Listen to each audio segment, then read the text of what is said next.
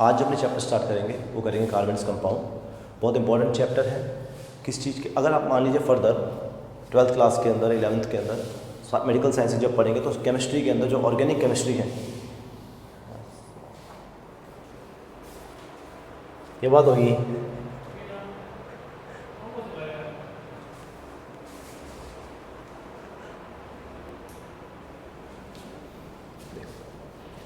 बच्चों आज का अपना जो चैप्टर है वो है कार्बन्स कंपाउंड। ये चैप्टर काफ़ी इंपॉर्टेंट है। अगर हम देखें, अगर कोई बच्चा फर्दर स्टडीज़ साइंस में करता है तो उसके लिए ऑर्गेनिक केमिस्ट्री के लिए जितने भी इंपॉर्टेंट बेसिक्स हैं वो यहाँ 10th में कंप्लीट होते हैं, तो आगे की स्टडी के हिसाब से भी काफ़ी इंपॉर्टेंट है। और 10th क्लास में भी काफ़ी इंपॉर्टेंट चैप्टर है कार्बन्स कंपाउंड। इस चैप्टर में अपने कार्बन से रिलेटेड जितनी भी चीज़ें हैं, उसकी फिजिकल प्रॉपर्टीज़ कैसी हैं, वो किस तरह के बॉन्ड बनाता है, किस टाइप के बॉन्ड बनाता है, लाइक कोवेलेंट बॉन्ड्स हैं, उसके बारे में सीखेंगे। कोवेलेंट बॉन्ड क्या होते हैं, कोवेलेंट कंपाउंड्स क्या होते हैं, और कुछ कंपाउंड्स की नेमिंग सीखेंगे, IUPAC नेमिंग। और देन उसके बाद में केमिकल प्रॉपर्टीज़ हैं कार्बन से रिलेटेड जितने भी कंपाउंड्स होते हैं उनके बारे में। तो देखो काफ़ी इंपॉर्टेंट है, ध्यान देके अच्छे से याद करना इस चैप्टर को। कार्बन जो है उसको रिप्रेजेंट किया जाता है C से, सिंबल C है इसका। इसका जो एटॉमिक नंबर होता है वो होता है 6 नंबर पे प्लेस किया हुआ है पीरियोडिक टेबल के अंदर इसको। और 12 जो होता है वो इसका मास नंबर होता है, यानी कि इसमें एटॉमिक मास जो है वो है 12 unified mass. Number of electrons की अगर बात करें तो नंबर ऑफ इलेक्ट्रॉन्स इसमें होते हैं 6। नंबर ऑफ प्रोटॉन्स की अगर बात करें तो इसमें होते हैं 6, एंड न्यूट्रॉन्स की अगर बात करें तो वो भी होते हैं 6। इलेक्ट्रॉनिक कन्फिग्रेशन लिखे अगर कार्बन का, तो कार्बन का इलेक्ट्रॉनिक कन्फिग्रेशन होता है 2 and 4। ऑर्बिटल्स के हिसाब से लिखें तो 1s2, 2s2 और 2p2, ये इसका इलेक्ट्रॉनिक कन्फिग्रेशन है। देखो कार्बन जो है उसके आउटरमोस्ट शेल के अंदर 4 इलेक्ट्रॉन्स होते हैं, और आउटरमोस्ट शेल को वैलेंस शेल बोलते हैं। तो इसमें नंबर ऑफ वैलेंस इलेक्ट्रॉन की अगर बात करें तो वैलेंस इलेक्ट्रॉन इसमें होते हैं 4। और इसे स्टेबल होने के लिए, जो कार्बन है वो स्टेबल होने के लिए या नोबल गैसेस का इलेक्ट्रॉनिक कन्फिग्रेशन अटेन करने के लिए इसे 4 इलेक्ट्रॉन्स की ही रिक्वायरमेंट और होती है। जैसे इसको 4 इलेक्ट्रॉन मिलेंगे तो ये नोबल गैसेस का इलेक्ट्रॉनिक कन्फिग्रेशन अटेन कर लेगा एंड स्टेबल हो जाएगा। तो इसीलिए कहते हैं कि कार्बन की जो वैलेंसी होती है वो टेट्रा वैलेंसी होती है। टेट्रा मीन्स 4, ठीक है। तो मैक्सिमम नंबर ऑफ बॉन्ड्स जो एक कार्बन बना सकता है वो बना सकता है 4। तो नंबर ऑफ बॉन्ड्स जो हैं वो बना सकता है 4, ठीक है। तो ये 4 कोवेलेंट बॉन्ड बना सकता है, इसकी कोवेलेंसी 4 होती है। क्यों? क्योंकि 4 ही इलेक्ट्रॉन अटेन करेगा एंड नोबल गैसेस का इलेक्ट्रॉनिक कन्फिग्रेशन इस पर आ जाएगा, ठीक है। तो ये तो बेसिक नॉलेज था कार्बन एलिमेंट के बारे में। कार्बन जो है मोस्ट ऑफ द जितने भी आपके बायोलॉजिकल वर्ल्ड की अगर बात करें तो प्लांट्स एंड एनिमल्स में जितने भी कंपाउंड्स होते हैं, लाइक कार्बोहाइड्रेट्स हैं, फैट्स हैं, प्रोटीन्स हैं, न्यूक्लिक एसिड्स हैं, उन सब के अंदर उनका जो मेजर कंस्टिट्यूएंट है वो होता है कार्बन। सबके सब कंपाउंड्स के अंदर कार्बन है। देखिए और भी बहुत सारे एलिमेंट्स होते हैं। नेचर की अगर बात करें तो नेचर के अंदर, चलो थोड़ा सा बेसिक देखते हैं, ठीक है। नेचर के अंदर अगर बात करें तो अर्थ की क्रस्ट के अंदर 0% क्या होता है, 0.02% कार्बन होता है। और अगर एटमॉस्फेयर की बात करें, एटमॉस्फेयर की अगर बात करें तो एटमॉस्फेयर के अंदर अप्रॉक्सीमेटली 0.3% कार्बन डाइऑक्साइड अवेलेबल होती है। तो कार्बन देखा जाए काफ़ी कम अमाउंट में प्रेजेंट है, लेकिन स्टिल सबसे ज़्यादा जितने भी एलिमेंट्स अब तक डिस्कवर्ड हैं उनमें सबसे ज़्यादा अगर कोई compound, variety of compounds form कर सकता है तो वो है कार्बन। तो मेन कंस्टिट्यूएंट है हमारे बायोलॉजिकल वर्ल्ड का। और कार्बन जो कंपाउंड्स फॉर्म करता है उन्हें ऑर्गेनिक कंपाउंड्स कहते हैं। ऑर्गेनिक वर्ड वैसे पुराना है, जिसके हिसाब से हम यूज़ करते थे कि भाई जितने भी लिविंग ऑर्गेनिज्म्स होते हैं उनमें जो कंपाउंड्स हमको मिलते हैं उन्हें ऑर्गेनिक कंपाउंड्स कहते हैं, ठीक है। तो आइए देखिए,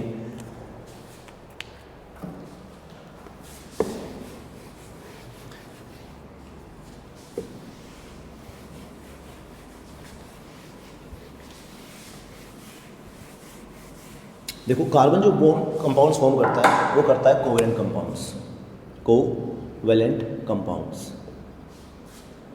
अब कोवेलेंट कंपाउंड्स क्या होते हैं, तो देखो कार्बन है, कार्बन की वैलेंसी जो होती है वो 4 होती है, 4। तो इसके आउटरमोस्ट शेल के अंदर कितने इलेक्ट्रॉन्स होते हैं? 4। कार्बन क्या करता है? कार्बन सेल्फ के साथ में बॉन्ड बना सकता है, यानी कि कार्बन जो है अपनी वैलेंसी पूरी करने के लिए कार्बन बॉन्ड बन सकता है। कार्बन के अलावा ये different elements like oxygen, hydrogen, nitrogen, phosphorus, sulphur, इनसे भी बॉन्ड बनाता है और डिफरेंट कंपाउंड्स फॉर्म करता है। तो देखो, कार्बन जो हाइड्रोजन के साथ में बॉन्ड बनाता है तो वो हाइड्रोकार्बन्स फॉर्म होते हैं, हाइड्रोकार्बन्स बोलते हैं उनको। देखिए, कार्बन है, कोवेलेंट बॉन्ड क्या होते हैं, कोवेलेंट कंपाउंड्स क्या होते हैं? देखो, तो कोई भी बॉन्ड जो 2 इलेक्ट्रॉन्स की शेयरिंग से बनता है उसको बोलते हैं क्या? Covalent bond. Sharing of 2 electron से जो बॉन्ड बनता है उसे कहते हैं कोवेलेंट बॉन्ड। कैसे बनता है देखो, तो मैंने अभी आपको बताया था कि कार्बन के आउटरमोस्ट शेल में कितने इलेक्ट्रॉन्स हैं? 4।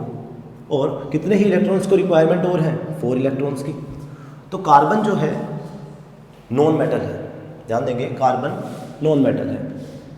और सबसे इंपॉर्टेंट चीज़ ये है कि कोवेलेंट बॉन्ड बनाने के लिए हमें उस एलिमेंट का नॉन मेटेलिक कैरेक्टर में होना जरूरी होता है। गेनिंग कैपेसिटी होनी चाहिए। तो देखो, carbon is a non metal और कोवेलेंट कंपाउंड बनाने के लिए हमें क्या चाहिए? नॉन मेटेलिक कैरेक्टर चाहिए एलिमेंट्स के अंदर। तो कार्बन क्या करता है? सुनना, ना तो ये डोनेट करता है ना ये गेन करता है। कार्बन अपने 4 इलेक्ट्रॉन्स जो हैं आउटर मोस्ट शेल के, वो इलेक्ट्रॉन्स लेता है। जैसे एग्जांपल हाइड्रोजन है, तो हाइड्रोजन को बुलाया, हाइड्रोजन के आउटर मोस्ट शेल में 1 इलेक्ट्रॉन होता है। स्टेबल होने के लिए हाइड्रोजन को चाहिए 2 इलेक्ट्रॉन्स, ताकि वो हीलियम का इलेक्ट्रॉनिक कंट्रीब्यूशन अचीव कर सके, स्टेबल हो जाएगा। तो ये क्या करता है? अपना एक बॉन्ड लगा देता है, कहाँ पे? इसके साथ में। और 2 इलेक्ट्रॉन्स की शेयरिंग से क्या होता है? इनमें एक फोर्स ऑफ अट्रैक्शन क्रिएट होता है और ये पास आ जाते हैं। तो हाइड्रोजन और कार्बन पास में आ गए। हाइड्रोजन स्टेबल हो गया है, क्यों? क्योंकि इसका इलेक्ट्रॉनिक कंट्रीब्यूशन 2 हो गया, तो हीलियम जैसा हो गया, नोबल गैस जैसा हो गया। लेकिन कार्बन का अभी पूरा नहीं हुआ है, क्यों? क्योंकि इसके पास में 2 और 6 तो खुद के इलेक्ट्रॉन है, 1 इलेक्ट्रॉन इसका हाइड्रोजन वाला आ गया। तो उसको फिलफिल करने के लिए ये 4 हाइड्रोजन बॉन्ड्स क्रिएट करता है, हाइड्रोजन के साथ में 4 बॉन्ड क्रिएट करता है और स्टेबल हो जाता है। ठीक है, तो इस तरह से कंपाउंड बनता है क्या? CH4। कार्बन जो है वो अदर एलिमेंट्स के साथ में बॉन्ड बनाता है और स्टेबल होने के लिए क्या करता है? देखिए, जैसे ऑक्सीजन के साथ में अगर बॉन्ड बनाना हो तो कार्बन ऑक्सीजन के साथ में डबल बॉन्ड से जुड़ता है। तो ऑक्सीजन को भी कितने इलेक्ट्रॉन्स चाहिए? 2 इलेक्ट्रॉन्स चाहिए। तो 2 इलेक्ट्रॉन वो क्या करता है? बॉन्ड में शेयर करता है और 2 इलेक्ट्रॉन्स कार्बन शेयर करता है। ये स्टेबल हो गया। सेम अप्लाई होता है एक और ऑक्सीजन के ऊपर और कंपाउंड बन जाता है हमारा क्या? Carbon dioxide. ऐसे ही डिफरेंट एलिमेंट्स के साथ में जो कार्बन है वो बॉन्ड फॉर्मेशन करता है और वैरायटी ऑफ कंपाउंड्स बनाता है। कोवेलेंट कंपाउंड के लिए ये बात ध्यान रखेंगे कि शेयरिंग ऑफ इलेक्ट्रॉन्स होते हैं तो कोवेलेंट बॉन्ड बनते हैं, और शेयरिंग ऑफ इलेक्ट्रॉन करके जो भी कंपाउंड्स फॉर्म होंगे दे आर कोवेलेंट कंपाउंड्स। और ये कोवेलेंट कंपाउंड्स ध्यान रखेंगे हमेशा और हमेशा non metal and non metal के बीच में बनेंगे। कभी भी मेटल के साथ में नॉन मेटल कोवेलेंट बॉन्ड नहीं बनाता है। वो आयनिक कंपाउंड्स होते हैं, मेटल एक इलेक्ट्रॉन देता है, ट्रांसफर करता है एंड नॉन मेटल को, तो उनके बीच में जो फोर्स ऑफ अट्रैक्शन बनता है उसको बोलते हैं आयनिक बॉन्ड्स, और ऐसे कंपाउंड्स को कहते हैं आयनिक कंपाउंड्स। आप एक चीज़ ध्यान रखेंगे, ये जो बेसिक है आयनिक कंपाउंड्स का और कोवेलेंट कंपाउंड्स का, जैसे मैंने भी बोला नोबल गैसेस का इलेक्ट्रॉनिक कंट्रीब्यूशन अटेन कर लेगा। इस चीज़ को अगर आपने सीखना है तो 9th क्लास की एटम्स एंड मॉलिक्यूल्स की जो बेसिक वीडियोज़ हैं 2 से 3 वीडियोस हैं, उसमें कंप्लीट बेसिक बताया हुआ है, वो जाके ज़रूर देखना। अभी यहाँ पे इतना बात नहीं कर सकते हैं, तो वहाँ पे वो वीडियो आप देख लो और आपको सारा का सारा बेसिक कंप्लीट क्लियर हो जाएगा। ठीक है, यहाँ मैंने थोड़ा बहुत बेसिक आपको बता दिया है कोवेलेंट कंपाउंड्स के बारे में, तो वहाँ जाके वीडियो आप जरूर देखो। तो कार्बन जो है, मैंने आपको बताया कार्बन क्या करता है, तो कार्बन का इलेक्ट्रॉनिक कंट्रीब्यूशन क्या है? 2 और 4। कार्बन 6 नंबर पे आता है। नंबर ऑफ इलेक्ट्रॉन्स कितने हैं? 6। स्टेबल होने के लिए इसको 4 इलेक्ट्रॉन चाहिए, तो इसकी वैलेंसी भी कितनी है? 4 वैलेंसी होने की वजह से ये सिर्फ 4 कोवेलेंट बॉन्ड्स फॉर्मेशन कर सकता है। हाइड्रोजन की अगर बात करेंगे, हाइड्रोजन को सिर्फ एक बॉन्ड बना सकता है, इसलिए एक बॉन्ड यहाँ से कंप्लीट किया और ऐसे मल्टीपल बॉन्ड क्या हो गए? 1 2 3 4। तो कार्बन ने 4 हाइड्रोजन के साथ में मिलकर एक बॉन्ड कंपाउंड बनाया, दैट इज CH4। इनकी नेमिंग्स बाद में करेंगे। तो ये क्या है? कोवेलेंट कंपाउंड है। कार्बन डाइऑक्साइड हो गया, ऑक्सीजन के साथ में ऑक्सीजन 2 बॉन्ड बना सकता है, इधर भी 2 बॉन्ड बना सकता है, तो कार्बन के चारों फुलफिल हो गए, कंपाउंड बन गया कार्बन डाइऑक्साइड। ये होते हैं कोवेलेंट बॉन्ड्स। तो देखिए थोड़ा सा अपने कोवेलेंट के जो प्रॉपर्टीज़ हैं वो लिख लेते हैं, ठीक है। तो देखो सबसे पहले मैंने आपको बताया कोवेलेंट बॉन्ड की जो प्रॉपर्टीज़ की अगर बात करें तो कोवेलेंट बॉन्ड कैसे बनते हैं, तो शेयरिंग ऑफ इलेक्ट्रॉन से बनते हैं, 2 इलेक्ट्रॉन्स की शेयरिंग चाहिए, राइट। ये समझ आ गया आपको। अब बात करते हैं कोवेलेंट कंपाउंड्स की फिजिकल प्रॉपर्टीज़ की। बनते कैसे हैं, शेयरिंग ऑफ इलेक्ट्रॉन से। फिजिकल प्रॉपर्टीज स्टार्ट करते हैं किसकी, आपके कोवेलेंट कंपाउंड्स की। तो पहली प्रॉपर्टी की अगर बात करें तो देखो कोवेलेंट कंपाउंड्स जो होते हैं उसकी फिजिकल स्टेट क्या होती है, फिजिकल स्टेट।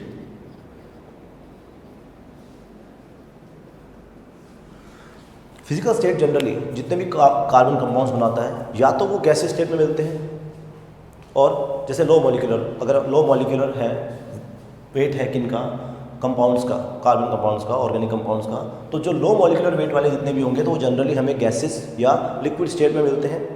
लेकिन अगर हायर मॉलिक्यूल्स की अगर बात करें, हायर मॉलिक्यूलर वेट वाले मॉलिक्यूल्स हैं तो वो हमें सॉलिड स्टेट में भी मिल जाते हैं। जैसे हायर की बात करें तो ग्लूकोज। तो देखो फिजिकल स्टेट तीनों मिलती है, लेकिन जनरली कौन सी मिलेगी सर, लिक्विड एंड गैसेज मिलती है। किसके लिए, लो मॉलिक्यूलर वेट के लिए। जितने भी कंपाउंड्स जनरली काफ़ी ज़्यादा मॉलिक्यूल्स होते हैं लो मॉलिक्यूलर वेट के। लेकिन अगर बात करें सॉलिड स्टेट तो वो जनरल हमको मिलती है कब, हाई मॉलिक्यूलर वेट वाले या मास वाले जो कंपाउंड्स हैं उनके अंदर।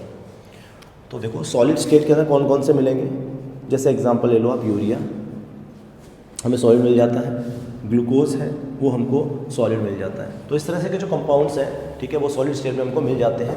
एक नेफ्थलीन हो गया है, यूरिया हो गया है, ग्लूकोज हो गया है। और लिक्विड की अगर बात करें तो लिक्विड के अंदर आपको बताइए, देखिए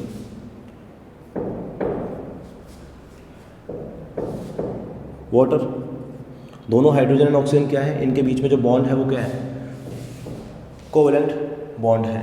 तो ये कंपाउंड भी क्या है, कोवेलेंट कंपाउंड है। मैं कार्बन की बात नहीं कर रहा हूँ, मैं कोवेलेंट कंपाउंड्स की फिजिकल प्रॉपर्टीज थोड़ी सी आपको बता रहा हूँ। तो ये आप कहीं सोचें कि भी इसमें कार्बन नहीं है। वाटर हो गया है। कार्बन वाला कंपाउंड अगर आपको लेना है तो आप ले लीजिए एथेनॉल, आपकी एल्कोहल जिसको हम बोलते हैं, ठीक है। तो वो भी क्या है, लिक्विड स्टेट में हमको देखने को मिलती है। और गैसीय स्टेट के तो एग्जांपल आपको पता ही है कौन कौन से हैं। जैसे एग्जांपल के लिए सबसे इंपॉर्टेंट अभी जो अपने किया कार्बन डाइऑक्साइड, वो लिक्विड स्टेट में अपने को मिलती है। इसके अलावा मेथेन है, मेथेन गैसेस हो गई, मेथेन एथेन, ये सब क्या है, बेसिक है, लिक्विड स्टेट में अपने को मिलती है। मेथेन गैसीय स्टेट में मिलती है, मेथेन है। और क्लोरीन गैस है, जैसे एग्जांपल क्लोरीन का कंपाउंड है Cl2, तो ये मॉलिक्यूल Cl2 है। तो क्लोरीन गैस भी जो है वो हमको गैसीय स्टेट में मिलेगी। तो सॉलिड, लिक्विड एंड गैस के कुछ एग्जांपल्स ये हैं। इसमें लिखना चाहो तो लिख सकते हो नेफ्थलीन। तो इस तरह से कुछ compound solid, maximum compound liquid and गैसीय स्टेट में मिलेंगे, ये आप याद रखेंगे। तो पहली है कोई फिजिकल स्टेट, तो फिजिकल स्टेट जनरली रहेगी क्या, सॉलिड, लिक्विड एंड गैस। उसके बाद आती है melting points and boiling points. तो देखिए दूसरी प्रॉपर्टी MP एंड BP। देखिए आयनिक कंपाउंड्स के जो melting point and boiling point होते हैं, जो मेटल और नॉन मेटल के बीच में बनते हैं। जैसे एग्जांपल Na मेटल है और Cl नॉन मेटल है। तो Na और Cl के बीच में जो बॉन्ड बनता है वो होता है आयनिक, क्योंकि Na ट्रांसफर करता है इलेक्ट्रॉन को किसके ऊपर, Cl के ऊपर। तो उनके बीच में जो फोर्स ऑफ अट्रैक्शन होता है वो काफ़ी ज़्यादा होता है, स्ट्रॉन्ग होता है, ठीक है। तो मेल्टिंग पॉइंट उनका बहुत ज़्यादा होता है आयनिक कंपाउंड्स का, लेकिन उतना कोवेलेंट कंपाउंड में नहीं होता है। देखो covalent compounds are also strong bond, लेकिन आयनिक बॉन्ड जितने स्ट्रॉन्ग नहीं होते हैं। आयनिक बॉन्ड के कंपैरिजन में वीक बॉन्ड्स होते हैं, कौन, कोवेलेंट बॉन्ड्स। इसीलिए इनको ज़्यादा एनर्जी नहीं चाहिए, आयनिक बॉन्ड जितनी एनर्जी नहीं चाहिए ब्रेक करने के लिए। इसीलिए melting point and boiling point जो होते हैं इनके, वो भी क्या होते हैं, लो रहते हैं, ज़्यादा नहीं होते हैं, ठीक है। एक ही हो गया। तीसरा आता है सॉल्युबिलिटी की अगर बात करें। अगर सॉल्युबिलिटी की बात करें तो ऑर्गेनिक मॉलिक्यूल्स हैं, काफ़ी सारे कोवेलेंट कंपाउंड्स ऑर्गेनिक मॉलिक्यूल्स होते हैं। तो वो ऑर्गेनिक सॉल्वेंट्स के अंदर डिज़ोल्व हो जाते हैं, ऑर्गेनिक सॉल्वेंट के अंदर डिज़ोल्व हो जाते हैं। लेकिन वाटर के अंदर पुअर सॉल्युबिलिटी रहती है उनकी, पानी के अंदर उनकी सॉल्युबिलिटी क्या है, पुअर सॉल्युबिलिटी है।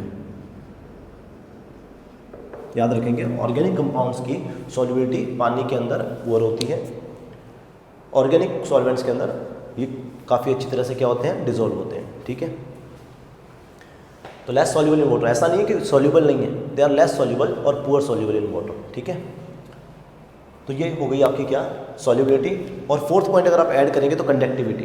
देखो कोवैलेंट कंपाउंड्स जो होते हैं वो इलेक्ट्रिसिटी कंडक्ट, आप लोगों ने अगर पढ़ा हो थोड़ा बहुत तो देखो, कंडक्टिविटी की अगर बात करें तो कंडक्टिविटी के लिए हमको क्या चाहिए, इलेक्ट्रॉन्स का ट्रांसफ़र चाहिए, और यहाँ पर ट्रांसफ़र नहीं होता है तो कंडक्टिविटी नहीं होती है। इनकी दे आर पुअर कंडक्टर्स, ये इलेक्ट्रिसिटी कंडक्ट नहीं करते हैं, हीट एंड इलेक्ट्रिसिटी कंडक्ट नहीं करते हैं, याद रखेंगे। तो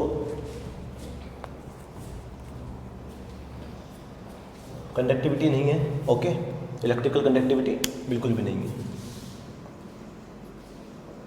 क्यों? क्योंकि यहाँ पर शेयरिंग ऑफ इलेक्ट्रॉन है, ट्रांसफर इलेक्ट्रॉन नहीं है, फ्री इलेक्ट्रॉन्स नहीं है बॉन्ड के अंदर। जैसे अभी उन्होंने CH4 बनाया था, ठीक है, तो CH4 के अंदर कोई भी फ्री इलेक्ट्रॉन बियर नहीं कर रहा, ना ही हाइड्रोजन के पास में है और ना ही कार्बन के पास में है, इसलिए ये इलेक्ट्रिसिटी कंडक्ट नहीं करता है।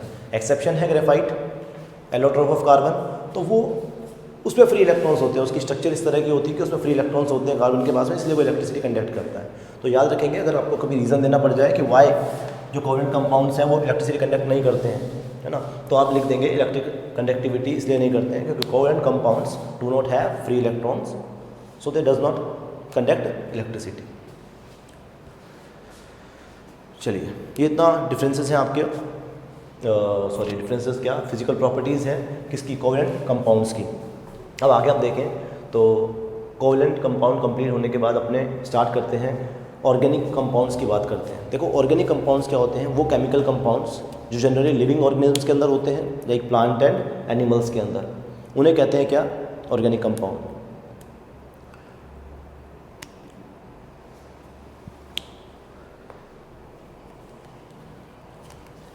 NCERT में इन टॉपिक्स के बाद में जो आता है वो आपके एलोट्रोप ऑफ कार्बन, एलोट्रोपी आता है। एलोट्रोप मतलब प्योर फॉर्म ऑफ कार्बन। देखो जनरली जो कार्बन है वो carbon hydrogen, oxygen, nitrogen, phosphorus इनके साथ में बॉन्ड बना के कई वैरायटी ऑफ कंपाउंड बनाता है, जैसे मैंने पहले मेंशन किया। लेकिन कार्बन कार्बन के साथ में बॉन्ड बनाता है। और एलोट्रोपी क्या होती है, सिर्फ उसमें कार्बन एलिमेंट ही होगा, कार्बन के अलावा कोई दूसरा एलिमेंट नहीं होता है। तो प्योर फॉर्म ऑफ कार्बन होती है क्या, allotropes of carbon, pure form. ये अपने आगे डिटेल में पढ़ेंगे, जैसे कि डायमंड है, ग्रेफाइट है, ग्रेफीन है, फुलरीन है ना, ये सब जो है ये प्योर फॉर्म ऑफ कार्बन है। इसमें कार्बन एलिमेंट के अलावा दूसरा कोई भी एलिमेंट नहीं होता है। ठीक है, चलिए अब आगे देखो टॉपिक, हाइड्रोकार्बन स्टार्ट करते हैं, या फिर इससे पहले एक टॉपिक करते हैं वर्सेटाइल नेचर ऑफ कार्बन, कि कार्बन जो है वो इतने कंपाउंड्स जो है वो क्यों बना लेता है, कैसे बना लेता है, तो उसके लिए क्या प्रॉपर्टी है उसके पास में, तो वो सब देखिए। वर्सेटाइल नेचर ऑफ कार्बन क्या होता है, देखो लगभग जनरली 3 मिलियन के आसपास, यानी कि 30 लाख के आसपास कंपाउंड्स अवेलेबल हैं कार्बन के, ऑर्गेनिक कंपाउंड्स जो हैं।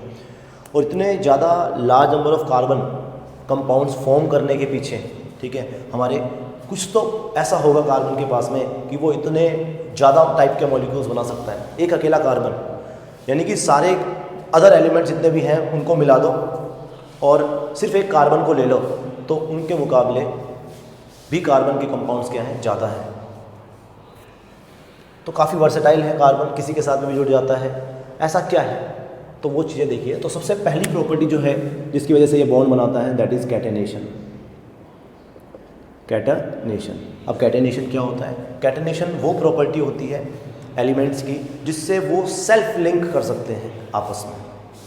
तो सेल्फ लिंकिंग प्रॉपर्टी जो होती है उसे कहा जाता है क्या, कैटेनेशन।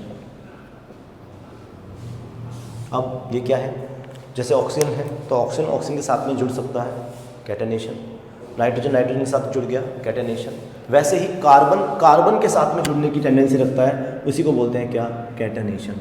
कार्बन कार्बन के साथ में बॉन्ड बना के काफ़ी लंबे टाइप के क्या बना सकता है, कंपाउंड बना सकता है, यानी कि बहुत लंबी चेन, लार्ज चेन फॉर्म कर सकता है कंपाउंड्स की।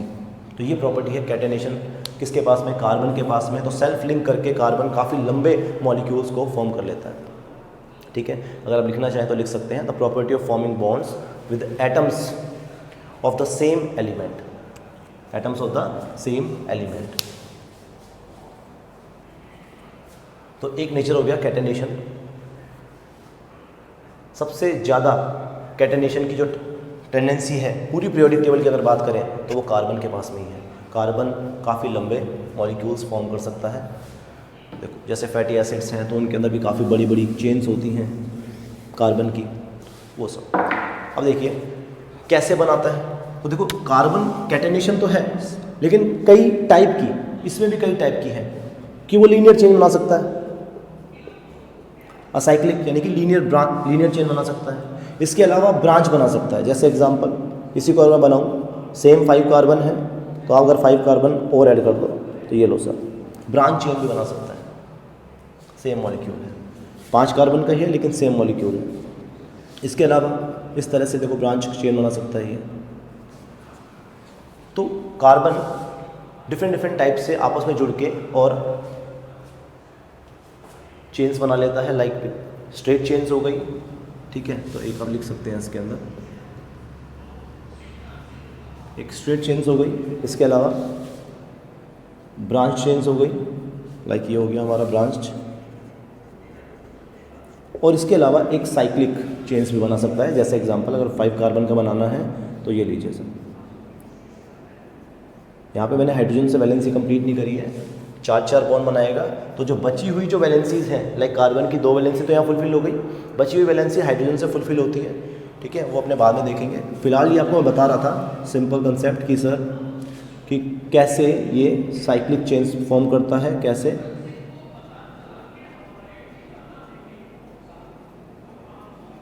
इस तरह से, ठीक है। कार्बन चारों वैलेंसी पूरी करेगा। एक कार्बन के 4 बॉन्ड हमको काउंट करने हैं, वो मैं स्टार्ट में आपको जब एल्केन्स पढ़ाऊंगा तब से बताऊंगा। फिलहाल सिर्फ मैं आपको ये बता रहा था क्या कि कैटेनेशन प्रॉपर्टी जो होती है, यानी सेल्फ लिंकिंग जो प्रॉपर्टी होती है कार्बन की, उसमें carbon straight chains, branch chains और इसके अलावा साइक्लिक चेन्स भी फॉर्म करता है। ओके। दूसरी प्रॉपर्टी जो है वो है टेट्रावैलेंसी ऑफ कार्बन। दूसरी प्रॉपर्टी जो है वो है टेट्रावैलेंसी ऑफ कार्बन। यहाँ देखिए, ये मैं आपको पहले मेंशन कर चुका हूँ। टेट्रावैलेंसी का मतलब होता है 4 कोवैलेंट बॉन्ड फॉर्म कर सकता है कार्बन। कार्बन कभी भी एक साथ 4 बॉन्ड नहीं बना सकता है। देखो एक चीज़ और साथ में देखते हैं, multiple bond formation, multiple bonds. Carbon के साथ में सिंगल बॉन्ड के अलावा डबल या ट्रिपल बॉन्ड से भी जुड़ सकता है। डबल बॉन्ड या ट्रिपल बॉन्ड के साथ में भी जुड़ सकता है। कार्बन कभी भी कार्बन के साथ में 4 बॉन्ड से नहीं जुड़ता है, ध्यान देंगे। सिर्फ डबल या ट्रिपल बॉन्ड, आइदर डबल और ट्रिपल, यही बॉन्ड फॉर्म कर सकता है। 4 बॉन्ड कार्बन के बीच इसलिए नहीं बनते क्योंकि उसमें फिर बॉन्ड का जो रिपल्शन है वो काफ़ी बढ़ जाता है और एटम्स अनस्टेबल हो जाते हैं, ठीक है। इसीलिए मैक्सिमम बॉन्ड फॉर्मेशन जो होती है कार्बन की वो 2 और 3 तक लास्ट है, यानी कि 1 single bond, double bond and triple bond, ये बॉन्ड फॉर्म कर सकता है। कोवैलेंट है तो अभी हम लोगों ने ऑक्सीजन के साथ में डबल बॉन्ड देखा था कार्बन इसमें, और हाइड्रोजन के साथ सिंगल बॉन्ड जुड़ गया। वैसे नाइट्रोजन के साथ में 3 बॉन्ड के साथ जुड़ सकता है। लेकिन लास्ट कार्बन की बात करें तो उसमें भी कार्बन और कार्बन के बीच 3 ही बॉन्ड बन सकते हैं, 4 बॉन्ड कभी भी नहीं बनेंगे। ये बात आप ध्यान रखेंगे। तो देखो टेट्रावैलेंसी हो गया है, एक मल्टीपल बॉन्ड फॉर्मेशन हो गया है, एक कैटेनेशन हो गया है, एंड फोर्थ प्रॉपर्टी जो है वो है इसकी आइसोमेरिज्म।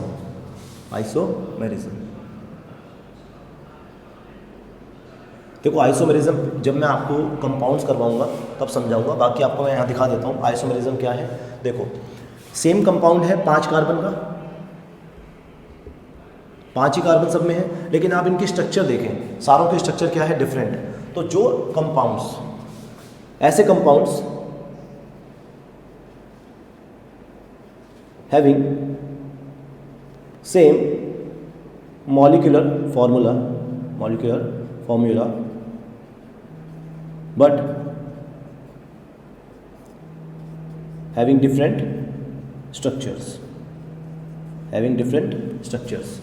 तो ऐसे कंपाउंड्स जिनकी स्ट्रक्चर क्या होती है, अलग अलग है, बट मॉलिक्यूलर फॉर्मूला इनका सेम आएगा। जैसे अगर मैं इनको कंप्लीट करके आपको बताऊं तो देखो हाइड्रोजन कंप्लीट करेंगे इनके,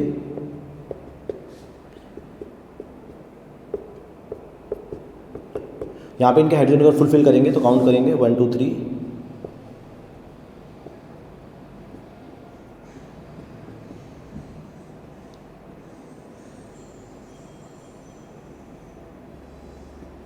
सबके हाइड्रोजन फुलफिल कर लो आप। तो ये जो हाइड्रोजन अगर काउंट करें सबके तो 3 कार्बन 4 5 कार्बन हो गए, ठीक है। और अगर हाइड्रोजन फुलफिल 3 3 3 3 3 कितने हो गए, तो 12 हाइड्रोजन हो गए। तो सभी का मॉलिक्यूलर फार्मूला आप चेक कर लें, सबके हाइड्रोजन फुलफिल करने के बाद में कितने आएंगे, तो 5 कार्बन हैं और हाइड्रोजन कितने आएंगे, 12। ये जो चीज़ है जिसके अंदर मॉलिक्यूलर फार्मूला सेम है बट स्ट्रक्चर जो है वो डिफरेंट स्ट्रक्चर्स आती हैं, उनको कहा जाता है क्या, आइसोमर्स एक दूसरे के। इस टर्म को, इस प्रॉपर्टी को कहते हैं आइसोमेरिज्म। तो कार्बन क्या है, ऐसे बॉन्ड्स फॉर्मेशन करता है जिनमें आइसोमेरिज्म देखने को मिलता है, यानी कि हम 5 कार्बन अगर फिक्स ले लें तो भी हमारा कार्बन 3 टाइप के मॉलिक्यूल्स बना देता है, ठीक है। ये नेचर है किसका, हमारे कार्बन का। तो इसीलिए बहुत अलग अलग तरह के कंपाउंड फॉर्मेशन कर सकता है कार्बन। तो ये है आइसोमेरिज्म। अब देखिए इसके बाद में जो टॉपिक है वो स्टार्ट करेंगे अपने हाइड्रोकार्बन्स, यानी कि कार्बन के कंपाउंड स्टार्ट करेंगे, कोवेलेंट कंपाउंड्स, और फिर डिटेल में आगे उसमें बढ़ेंगे। जितने भी फंक्शनल ग्रुप्स हैं उनके हाइड्रोकार्बन्स हैं, सैचुरेटेड अनसैचुरेटेड, वो बाद में करेंगे। तो ये देखो, ये आपका जो नॉर्मल कार्बन का इंट्रोडक्शन था वो कंप्लीट हो गया है, ठीक है। आज के लिए इतना ही।